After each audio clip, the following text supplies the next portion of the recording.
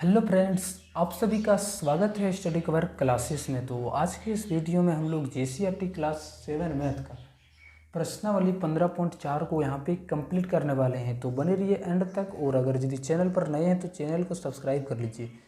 चलिए हम लोग क्वेश्चन नंबर 1 से स्टार्ट करते हैं। ठीक, तो ये रहा हमारा क्वेश्चन नंबर 1 में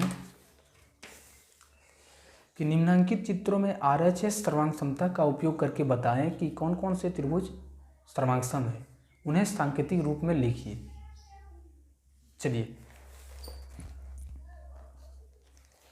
सबसे पहले हम लोग समझते हैं कि आरएचएस सर्वांग समता क्या होता है। ठीक,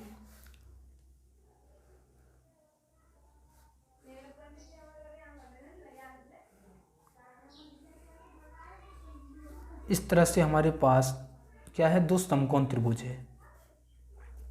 ठीक, तो इसमें रिलेशन क्या होता है कि ये हमारा जो कोण है 90 डिग्री, यानी आर माने राइट एंगल यानी 90 डिग्री। एच का मतलब हाइपोटेनस, यानी ये हमारा इसका जो हाइपोटेनस है यानी कर्ण जो है वो दोनों बराबर होने चाहिए। कर्ण को क्या होना चाहिए, बराबर होना चाहिए। तो राइट एंगल हमारा सबसे पहले कोण बी के बराबर कोण ई आ गया। नेक्स्ट हमारा एच यानी हाइपोटेनस, ये दोनों आपस में सेम होने चाहिए, यानी ए सी के बराबर डी एफ होना चाहिए। और नेक्स्ट हमारा कोई भी एक भुजा बराबर देना चाहिए दोनों में। ठीक, तो हमारा इस कंडीशन पर ए भी बराबर मान लेते हैं कि डी ई है। तो इस कंडीशन पर हमारा क्या हो जाएगा, ये हमारा आर हो गया, ये हमारा एच हो गया और ये एस। आर का मतलब हो गया 90 डिग्री, एच का मतलब हो गया हमारा हाइपोटेनस यानी कर्ण, और एस का मतलब हो गया साइड यानी भुजा, कोई भी भुजा। ठीक, तो ये हमारा आर एच एस सर्वांग समता बन गया इस तरह से। तो ये सब भी इस तरह से भी हमारा सर्वांग होते हैं त्रिभुज।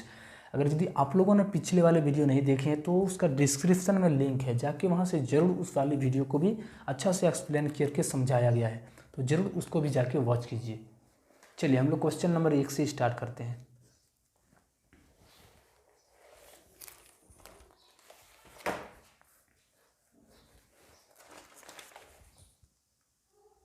तो ये रही हमारी आकृति। ठीक, तो सबसे पहले हम लोग क्या लिखेंगे, जो हमारा जो त्रिभुज नज़र आ रहा है उसको लिखेंगे। तो त्रिभुज ए बी सी हमारा यहाँ से लेकर इस त्रिभुज पर ए बी सी, तथा नेक्स्ट हमारा त्रिभुज है हमारा ए बी डी, त्रिभुज ए बी डी में।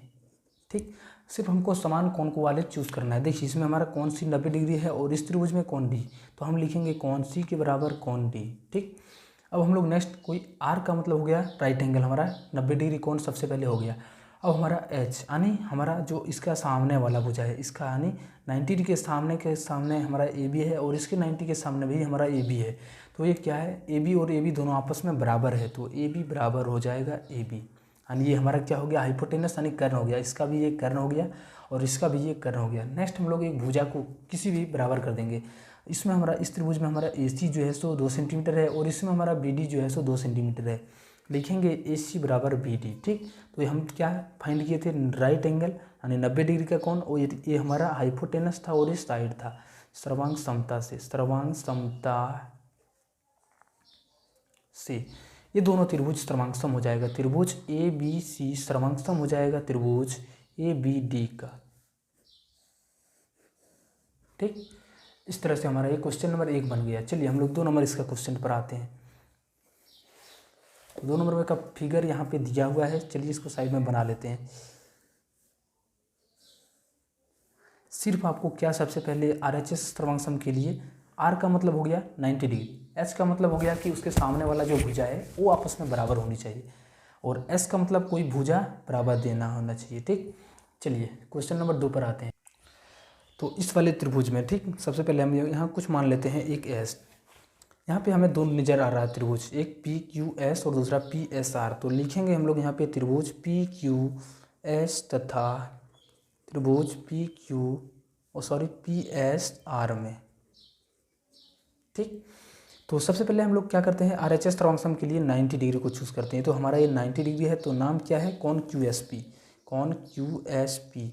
और इस वाले त्रिभुज में हमारा 90 डिग्री का नाम क्या है, तो कौन पी एस आर।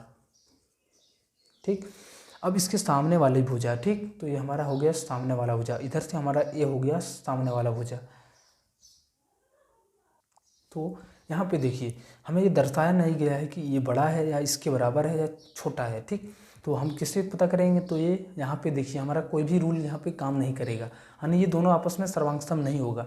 अगर यदि यहाँ पे 2 सेंटीमीटर या 3 सेंटीमीटर होता और यहाँ पे भी 3 सेंटीमीटर होता, तब हम जानते हैं कि इसका जो लेंथ है वो हमारा सेम है, लेकिन यहाँ पे नहीं दिया हुआ है, सेम लेंथ नहीं दिया हुआ है, ठीक।